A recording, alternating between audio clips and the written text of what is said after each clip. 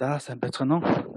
За ингээд өнөөдрийн хамгийн сүүлийн илтгэлийг тавих болсон байна. За тэгээд өнөөдөр миний илтгэх сэдэв маань болохоор Visual Search with Deep Learning буюу гүн сургалтыг ашиглан хэрхэн дүрсэн мэдээлэлээс хайлт хийх вэ гэсэн ийм сэдэв байна. За тэгээд ерөнхийдөө яриагаа эхлэхийнхаа өмнө өөрийнхөө талаар бяцхан танилцуулга хийчих гэж бодож байна. Яг өглөө манай ивент маань эхлэхэд манай халтан үйлзэг маань танилцуулсан байгаа. За миний хувьд болохоор Монголдо 17 онд өмнө бол Японд ажиллаж амьдарч байгаад ирсэн. Тэгээ Монголдо ирээд ингээд машин learning community гэдэг үүсгэж явж байна. За энэнийхээ хүрээнд бид яг өнөөдөр ингэ сайхан ивент ингээд зохион байгуулад явж байна. За тэгээд одоо бол миний хувьд Anstems Tech компанид машин learning тийм дахлах инженерээр ажиллаж байна. За тэгээд түүнээсээ өмнө болохоор Япон улсад Oscar гэх сургуульд төгссөн. За энэ их сургуульд ерөнхийдөө robotics буюу computer vision талын судалгаа хийгээд ерөнхийдөө төгссөн. За тэгээд computer vision гэдэг маань ерөнхийдөө бол химэл оюун ухааны салбартай маш нэгт холбоотой ажилладаг юм салбар байгаа. За тэгэхээр миний хувьд гэсэн энэ чиглэлийн судалгааны ажлыг ингээд төгсөөд ирсэн байгаа. За тэгээд тийм болохоор өнөөдөр миний сэдэв маань ч гэсэн ерөнхийдөө энэ чиглэлийн холбогдолтой юм сэдэв байгаамаа. За тэгээд та бүхэн харсан бах те visual search гэж байсан. Тэгэхээр миний өнөөдрийн танилцуулах сэдэв ерөнхийдөө 3 хэсэгт хуваацсан байгаа. За эхлээд visual search гэж юу юм бэ? За тэгвэл бид энийг өөрсдөө дараа нь хэрхэн хийх юм?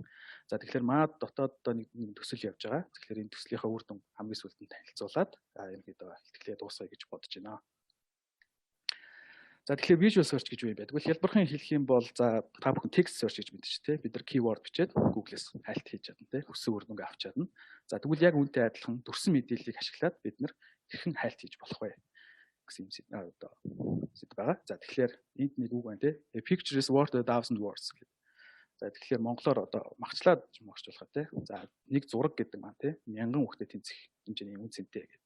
Тэгэхээр зурган дээр бол маш хэмжээний мэдээлэл агуулгадж байгаа. Хүн хараад зургийг хараад бол маш хэлбэрхэн ойлгох тийм. Хаана юу байгааг нь ямар байгалийн зураг юм уу эсвэл дотоод авсан юм уу эсвэл хаана авсан зураг юм чи. Гэтэл энийг машинд ойлгуулна гэдэг бол тийм амархан таск биш. За тэгээд яг үүнтэй холбоотойгоор хамгийн нэлээд томоохон ажил хийгдсэн болохоор Google Images хэмээх төсөл байгаа. За тэгэхээр Google Images маань болохоор 2001 онд анх танилцуулагдсан. За тэгээд та бүхэн слайдыг маань харж байгаах. За слайд дээр Jennifer Lopez-ийн зураг байна. Versace-гийн юм ногоон даашинцтай. Тэгэхээр энэ нь мэдээж учиртай. За тэгэхээр 2000 оны Grammy Music Awards буюу те Америкийн хөгжмийн томоохон юм арга хэмжээнд Jennifer Lopez маань энэ ногоон даашинцтай оролцсон байгаа. За тэгмүүд энэ үйл явдал маань те маш их дуулын шуугиныг тариад хүмүүс хайлт хийсэн байгаа юм л да Google дээр те Jennifer Lopez and dressed гэдэг юм те Jennifer Lopez and Versace гэж юм. Гэтэл тухайн үеийн Google-ийн систем маань энэ хандлтыг бол ойлгож чадахгүй байсан. Хүссэн үр дүнг буцааж чадахгүй байсан. За тэгэхээр үүнтэй холбоотой сонирхолтой фактууд байдаг. Тэгэхээр та бүхэн нэтээс хайгаад үзээрэй. За тэгэхээр Google маань тухайн үед энийг ойлгож чадахгүй байсан болохоор Google-ийн инженерүүд за бид нар энэ visual search тэ дүрсэн мэдээлэл хайх юм систем хийх хэрэгтэй юм байна гэдэг. Тэгээд танилцуулсан маань болохоор 2001 онд энэ Google Images хэмээх төсөл байгаа. За тэгвэл одоо Google Images маань ямар болсон юм бэ гэдэг үзье. За энэ бол миний Google-ийн хайлтын жишээ байна тий. J.Lo and Versace гэхэд бол за Jennifer Lopez-ийн ногоон даашинцтай бүр дүнгийн хангалттай ингээ буцааж тий. Бүрэн ойлгох юм чадвартай болсон байна. За тэгээд энэ бүхэн маань бол мэдээж сүүлийн үеийн машин сургалт тэр дундаа бол deep learning-ийн болт амжилттай салшгүй холбоотой. Тэгэхээр өнөөдрийн бидний IT-ийн инженерийн хүмүүс бол deep learning-ийн технологиг ашиглаад маш өндөр наривчлалтай системийг бүрэн бүтээх юм боломжтой болсон байгаа. За тэгээд юуныг ашигласан бас сонирхолтой юм төслүүд байна. За нэг төслийг танилцуулахад бол Amazon Style Snap хэмээх үйлчилгээ өнгөрсөн жил хэвтэрсэн байгаа Amazon дээр. За тэгэхээр энэ үйлчилгээ маань яах вэ гэхээр та жишээлбэл нэг юм сэтгүүл ингээд эргүүлээ явж тий. Гэтэл нэг юм тань таалагдсан хувцсны зураг гараад ирлээ.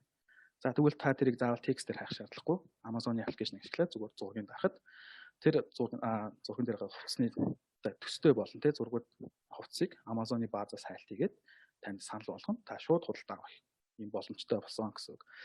Тэгэхээр заавал keyword-ээр хайх шаардлагагүй байна шүү тий.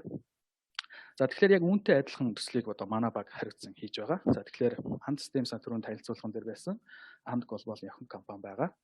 За тэгэхээр And Global-ийн доор өнгөрсөн жил бас охин компани болох e-commerce гарч ирсэн. Энэ Banana Mall хэмээх e-commerce байгаа. За тэгэхээр манай багийн хувьд бол Banana Mall recommendation system болон зүүн дүрсэн хайлт хэсгийг ерөнхийдөө хариуцаад явж байгаа. Тэгэхээр ерөнхийдөө бас ойрын хугацаанд Banana-г ашигладаг хүмүүс маань Amazon-ы сайн Style Snap адилхан бүтээгдэхүүний зургийг оруулахад түнтэй төстэй бүтээгдэхүүнийг гаргаж иж шууд худалдаа авах юм боломжтой болох юм аа. Тэгэхээр бид нар энэ төсөл дээр ажиллаад ерөнхийдөө юу мэдэж ойлгосноор энэс хойш яриад явъя гэж бодож байна. За тэгэхээр бид нар энэ системийг хийхин тулд яах хэрэгтэй вэ? Мэдээж бид нарт бүх бүтээгдэхүүн зургууд хэрэгтэй те. Тэрийгээ бид нар ялгаж ангилах хэрэгтэй.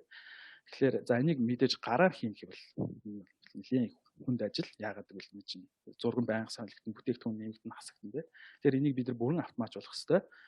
За тэгэхээр үүн дээр маань яг deep learning маань гол үүрэг гарч ирж байгаа. За тэгээд түрүүн ч гэсэн өмнө олон зүйлээр яригдсан байх гэж бодож байна. За deep learning маань одоо маш хүнээс зарим тодорхой юу гэдэг зургийг ангилах таскн дээр хүнээс илүү наривчлалтай ажилладаг болсон байгаа. За тэгэхээр жишээлбэл те ийм улаан ийм футболкийн зураг оруулахад за ямар ч футболк байна, улаан бүтээн байна гэдгийг хангалттай таних юм систем бид хийж чадна. Тэгэхдээ яг үүний цаана юу байна вэ гэвэл бид нар машин маань энийг илэрхийлэх feature vector гаргаж ирж байгаа модель маань. Тэгэхээр бид нар яг энэ векторыг ашиглаад өөрсдийн хайлтын системээ хийх гэсэн үг. За жишээлбэл юу гэсэн үг вэ гэвэл за жишээ нь улаан футболкийн те түрний вектор байна. Тэгээ бид нар энийг вектор огторгоод зүгээр ингээд зураад үзэх юм бол за үүнтэй төстэй те улаан футболк зургууд болохоор ойрхон байрал векторууд байна. За эсрэгээрээ цаг ч юм уу те төсгүй барааны одоо те зураг мандлахад вектор огторгууд хол байрлана гэсэн. За яг үүнийг ашиглаад хайлтын систем хийнэ гэсэн. Тэгэхээр ерөнхийдөө манай дээр турсан системүүд бол айгүй симпл энгийн. За ерөнхийдөө бид нар түрүүн e-commerce дээр бүх зургуудыг өөрсдийн модельээр оруулаад feature vector гаргаад авна. За тэрнийхээ дараа бол бид нар тэрийг бааз дээр хадгалчихна.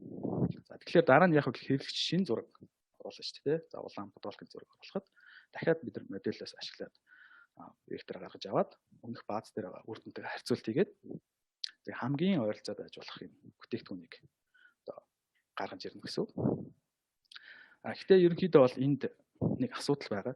Одоо та бүхэн одоо жишээ нь цөөхөн зурагтай байх асуудал байхгүй. Жишээ нь танд хэдэн сая зураг байгааг төсөөлөх юм бол бид нар шинэ зураг орж ирэх болгонд ч юм уу те бид нар дахин энэ хайлт хийх нь өөрөө одоо computing power гэх юм те маш удаан тооцоол шаардсан үйл ажиллагаа болно.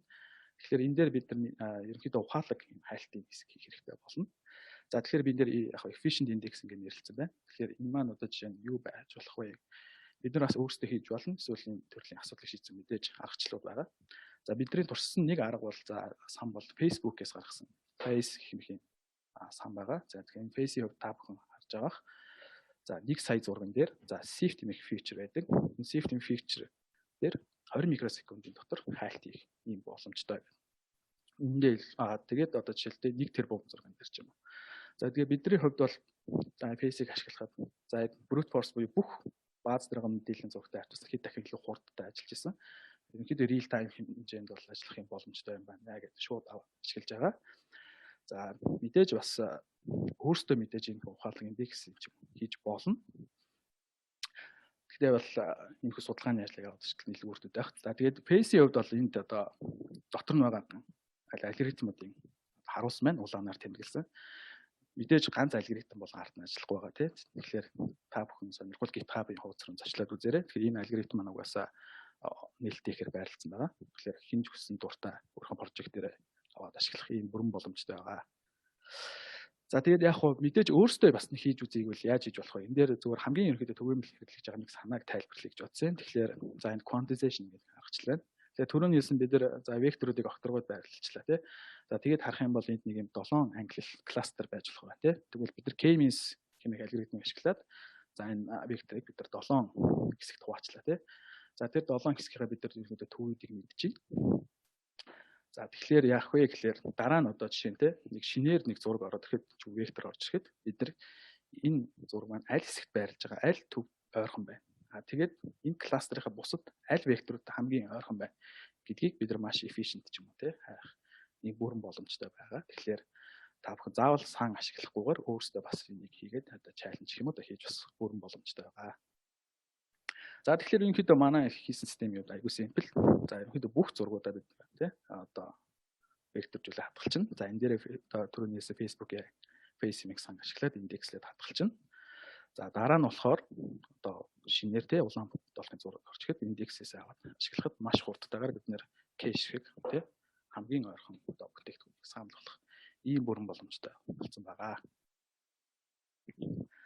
За тэгээд сүүл хэсэгт нь бол ерөнхийдөө өөрсдийн туршсан үр дүнээс тайлбарлая гэж бодож байна. За тэгэхээр бид нар энэ бол яг жинхэнэ банана молын e-commerce-ийн бүтээгдэхүүний зураг дээр туршсан үр дүн байна. За тэгэхээр за энэ сагсан бөмбөг байна шүү дээ. Query image нь болохоор бидний хайж байгаа. За энэний зургийг жишээ нь аваад оруулахад за банана молоос яах вэ гэхээр тий хамгийн төстэй 8 бүтээгдэхүүнийг гаргаж ирлээ гэвэл ер нь бол бүгдээрээ бөмбөгнүүд тий ямар ч байсан манай систем нь ажиллаж байна гэсэн үг. За тэгвэл дааны гутлын зураг оруулаад үзье. За тэгээд ингэхэд бол жишээ нь зарим кейс дээр бол мэдээж гутлнууд байгаа ч гэсэн зарим кейс дээр бол алдсан бай тээ. Огт гутал биш зүйлс. За тэгвэл бид нар энийг бол яг зөвхөн зургаар биш тухайн бүтээгдэхүүн маань өөр бас категоритой. Тэгэхээр энэ категорийг нь ашиглаад фильтрдэх зарчим байна. Илүү өндөр наривчлалтай энэ системийг одоо бид нар хийх бүрэн боломжтой гэсэн үг.